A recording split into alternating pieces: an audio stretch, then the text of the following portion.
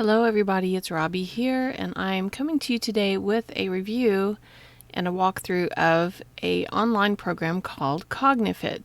So I found out about this program through Timberdoodle, and I am part of their Timberdoodle blog team, and they will put products on their Facebook page for the blog team members to take a look at and see if they want to try to participate in reviewing and either recording a video or doing a blog post, whatever. And when this one came up and I looked at it, I was like trying not to, step all over myself and beg to be able to participate in this one, because I saw that there was a potential for this program to help correct or improve on some of my son's learning. I don't want to call them deficits, I don't even want to call them challenges, just areas of his development that he struggled in and had been struggling in for a long time. So fortunately, they actually chose us to be a participant in reviewing this particular product. And so I'm really excited about that. We started this back in September, and I set up his evaluation. And so how it works is that they get an initial evaluation. It gives them a baseline score, and then they have a customized training program that then will give them games and activities for them to do that help them improve in these different target areas. So what I'm going to do is log in to this particular account. I did want to show you the scores, and I don't have a problem showing that information because really I think that's the part that you need to see. Anyway, let me go ahead and just do that here. Okay, now that I've logged in, when you first set this account up, it will prompt you to set up a family account. So you can set up all your family members in the account, but each individual assessment and training package is separate. There's not a family plan per se that you set up. Your whole family can get set up in here, but the training, the individual assessments are paid for individually. So I did do an assessment because I knew that it was supposed to be individual, but when it prompted me to set up a family account, I made some assumptions that I shouldn't have made, and I took the assessment myself first, and then I was going to have him take it. I thought maybe I misunderstood and that everybody got an assessment, but then you had to pay for the personalized training. But that's no, that's not how it works. So I wanted to clarify that because it might be confusing to people when you first go in, because it does prompt you to set up a family account. So I took the assessment, and this was my initial score. Okay.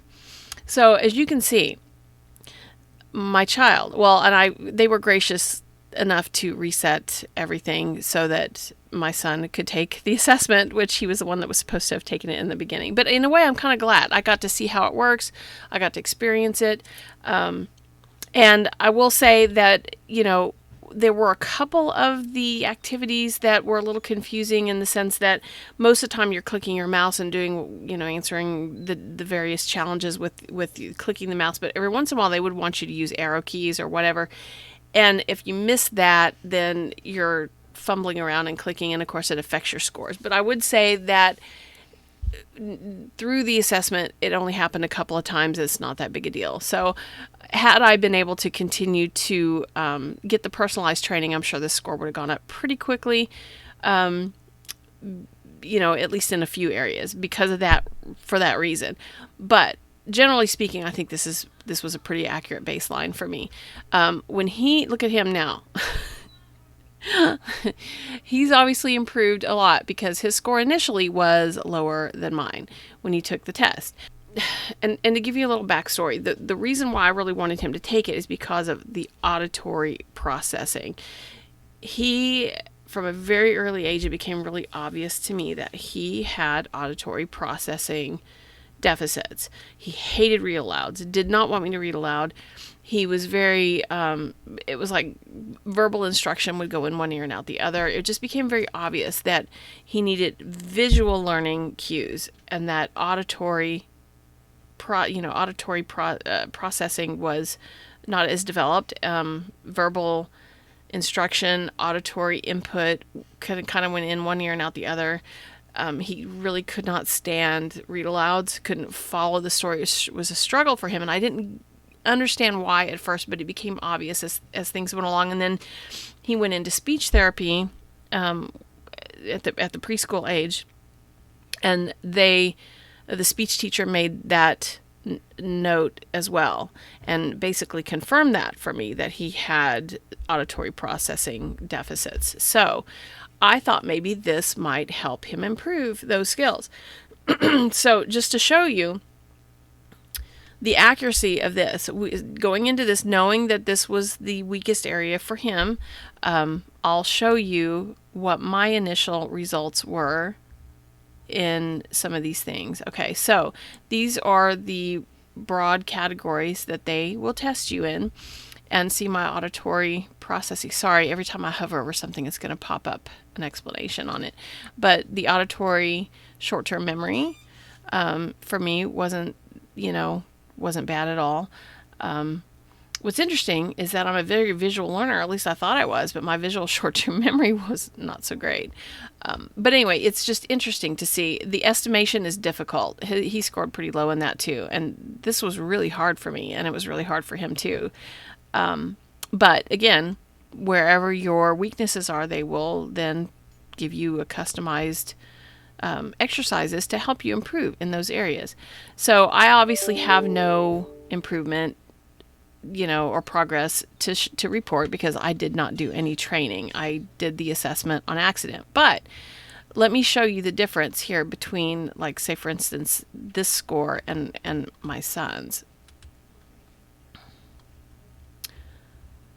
Okay, so even now, this is where his auditory short-term memory is. Mine was in the 600 range, his is in the 300 range. Look at his visual short-term memory in the 600 range. Very strong visual learner.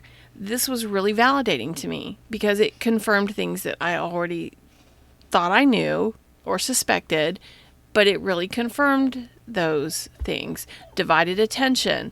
This is something else that I see with him. He's very one-track minded, and it's hard to get him to be able to divert attention in multiple directions. So let's go back. I'll show you where he started. This gives you the entire history of his progress and where he was at. So this is where he scored initially overall. Okay.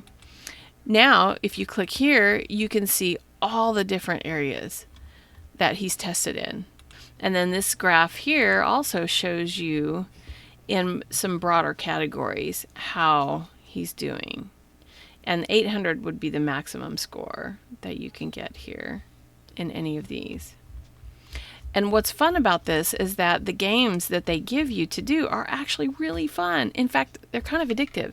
You can go up here now, if you have multiple family members set up in here, and you're not doing the assessments, you can still do the games. So I can go in here and do any of the games I want to. And instead of having customized training, I can literally play the games that I feel like will target areas that might be weaker in cognitive ability. So this game here, Digits, will actually target visual scanning, working memory, and processing speed. And so I can go in and play this, and it'll keep track of my progress. So let's say another family member comes in and wants to play. You can reset it. So again, this is not targeted, personalized training, but you can play all the different games. This one is spatial perception, hand-eye coordination, and response time.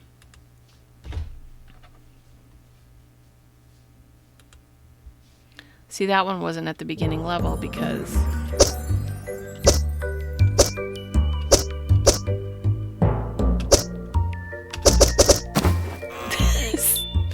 don't make fun of me here. Okay.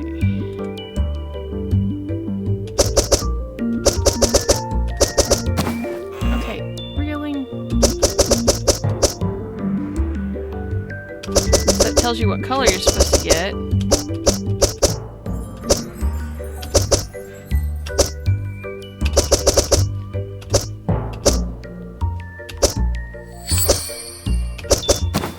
Oh, come on. I had to go down a level. Stop it. Yes, I know. I need to get the pollen.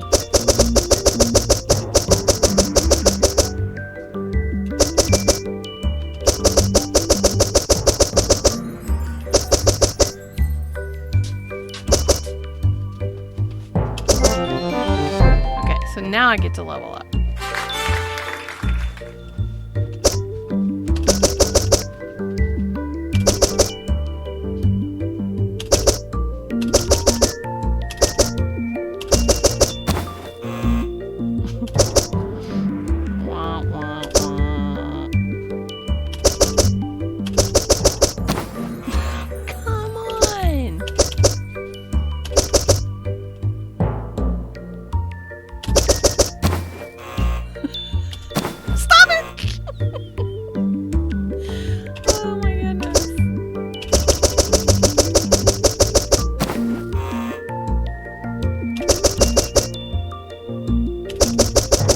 I'm using the space bar on this.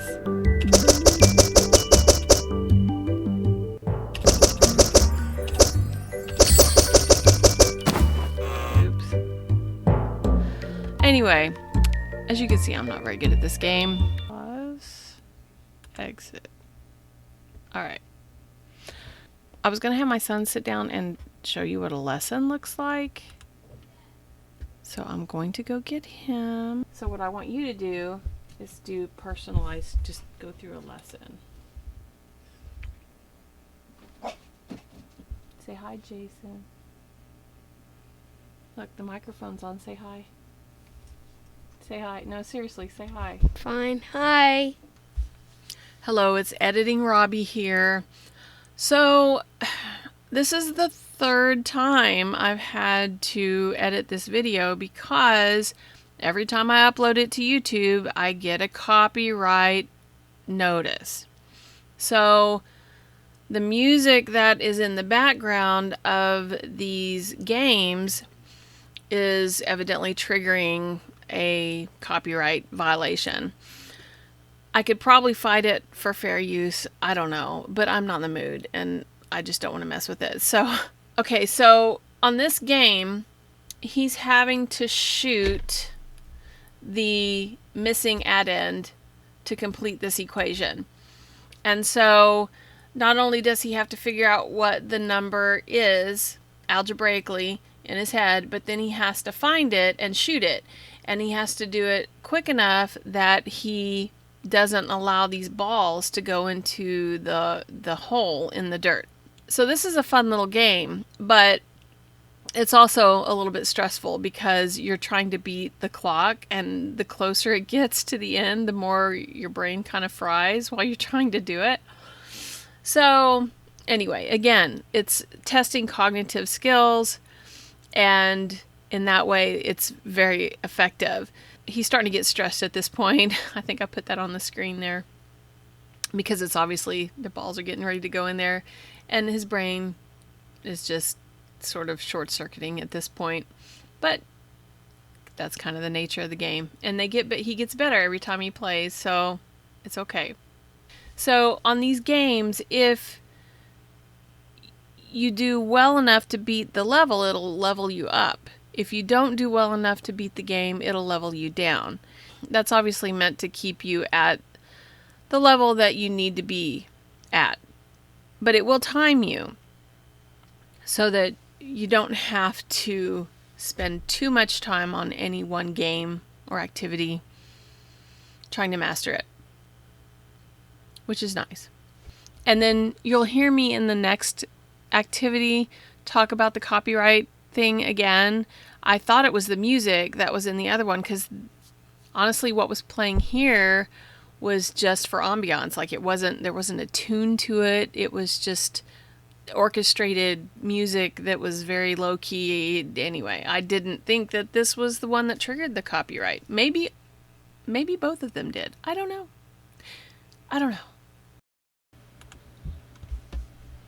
Okay, so the next activity is loading here, and I'm doing a voiceover because I actually completed this video last week, but before it even went live, I had a copyright notice. So I think it was the music that was playing in the background on this particular game. And although he started off with it muted, halfway through the game he unmutes it and it begins to play the background music for the game, and I can only assume that's what caused the copyright notice, because it was a music company that initiated it. So on this particular lesson, he has to find the two add-ins and that equal 10. And it starts off pretty easy. And then now he's got to go to 12. And it's not hard, except that the rule is that you have to have it within 2 turns. The numbers have to be within 2 turns. So it has to be a pathway that can only, that has 2, what am I trying to say?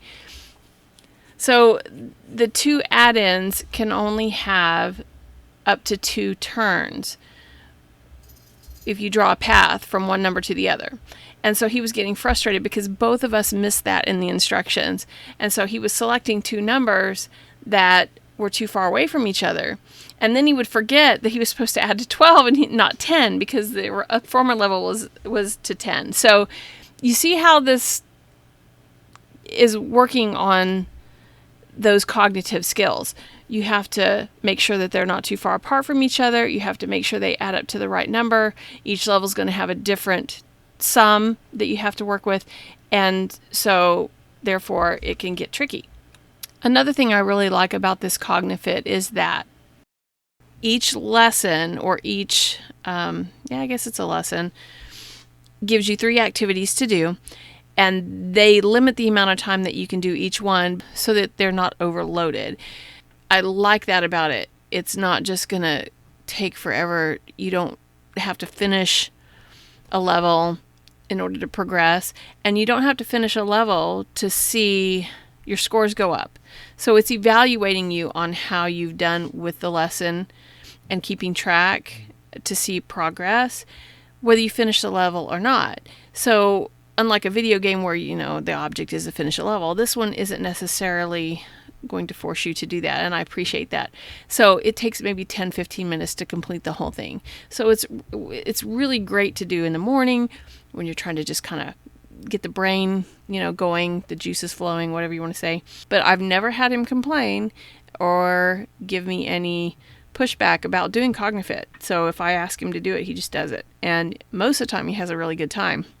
Of course, the time I record, he's going to get a lesson that is frustrating because we missed some of the instructions. So anyway, the fact that you can get to the games in a separate screen, we were able to go find that game, read the instructions again, and figure out why it was frustrating for him. And then he was all happy again, right?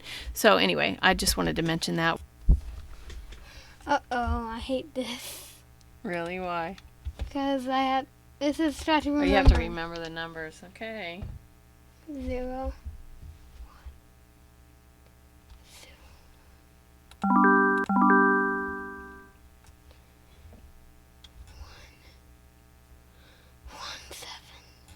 174.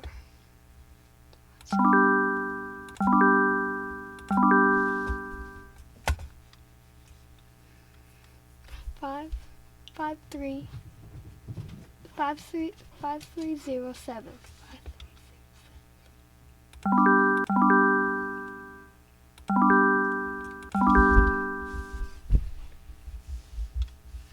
3 9 3 9 7 3 9 7 3 9 7 4 3 9 7 4 0.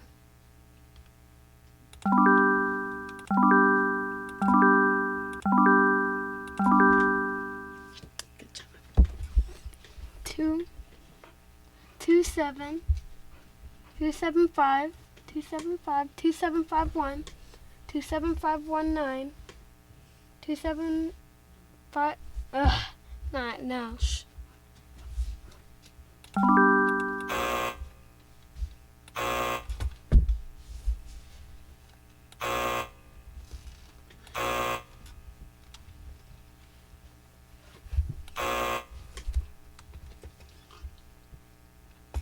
8, 8, 3, 9, 8, 3, 9, 6.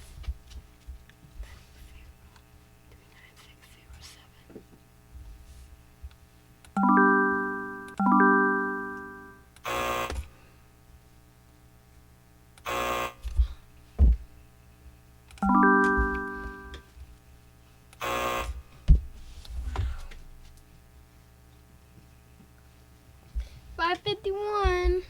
Okay.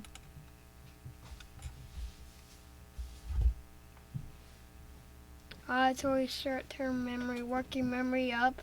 Auditory up, short-term memory Yeah. up. See, as long as it gets better, it's Response just giving you time practice, down. right? As long as Processing it's speed. improving. All right. Good job. You're done. Bye-bye. So I guess I'll wrap this up by just talking about my thoughts on the program. So you've probably figured out by now that I'm a fan. I've been pleasantly surprised about how much data I'm getting off of the program. I'm very pleasantly surprised at how much improvement I've seen in especially the areas that I felt like were more of a deficit with him, and also in real life examples. He adores and loves read alouds now. Now, literally just a year ago, not even a year ago, last school year, when I would do read alouds, it was really hard for him to focus and really hard for him to follow along what I was saying. I was constantly having to stop and redirect his attention and make sure he was listening. It just took a lot of energy for him to focus on the read alouds. It was just kind of a frustrating experience. So now what's interesting is I find that the recent read alouds have been extremely engaging and he's really enjoyed them, has had no issues at all following along. Coincidence? Maybe. I don't know. Developmental abilities, developmentally, has he just gotten past some of that? I don't know. Possibly. Did CogniFit help? I want to think that maybe it has. I don't know. It's an awfully big coincidence, right? I don't know. But I have felt like it's been beneficial. I have seen, through the metrics that they have provided, I've seen improvement. And then in real life, I've also seen improvement in the areas I've wanted to see improvement. So I highly recommend it. I think it is a very valuable tool. Anyway, I hope that gives you a idea of how this works. Again, you can get this through Timberdoodle. If you were going to do the personalized assessment plus the training, this is a package price here. So this would include one assessment plus 1 year's worth of personalized training. And then it also, this particular CogniFit bundle is included in Timberdoodle's 12th grade curriculum kit, which I think is really cool. Timberdoodle is known for including logic, thinking skills, STEM, that kind of thing in their kits. They put a high value on those as learning tools. And when we started using Timberdoodle kits, when my 10-year-old was in, which the one who just did the assessment, he's 10, when he was in preschool, I fell in love with that aspect of this particular company, Timberdoodle. They don't make their own curriculum, but they curate different curricula and learning tools that are out there and compile them into kits and or offer them on their website. But they will not just offer anything. They will be selective about what they offer on their website. So it's a nice way to kind of narrow down the selections. If you're overwhelmed by what all's out there, which is vast, you can go to Timberdoodle and see some really good tried and true things that, in my opinion, are the top of the items that are available. And anyway, I hope that was helpful. Please let me know if you have any questions. Thank you for coming to visit my channel today, and if you like this kind of content, please do subscribe and hit the notification bell. And if you want to give it a like, that really does help me out and it helps support my channel. So thank you so much, and you guys have a great rest of your day.